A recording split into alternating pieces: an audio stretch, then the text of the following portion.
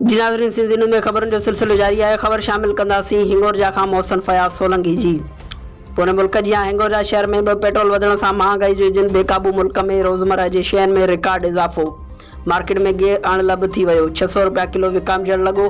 अटो, खंडु, गिहु, दालियूं, चांवर, सब्जियूं, गोश्त, मच्छी वग़ैरह जा अघ आसमान सां ॻाल्हियूं करण लॻा। पोरे तबिके जी चेल टुटी पई। हुकूमती दवाऊं धूड़ थी वियूं। अवाम बुख, बेरोज़गारी, बदअमनी, महांगाई जे घाणे में पीसजण लॻो।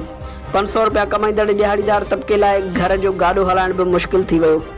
उन मौक़े ते शहरियुनि चयो त हर हुकूमत सिर्फ़ु ख़ाली ऐलान कंदी आहे, अमल करण जो को प्रोग्राम नाहे हूंदो। बदकिस्मती सां हिन मुल्क जे हुकुमरान खे अवाम लाइ को रिलीफ नाहे। अॼु ताईं जेको हुकुमरान आयो सिर्फ़ु ऐं सिर्फ़ु पंहिंजे लाइ आयो ऐं हर हुकुमरान उहो चवंदो आहे त पोइ हुकूमत ख़ज़ानो ख़ाली करे वई आहे।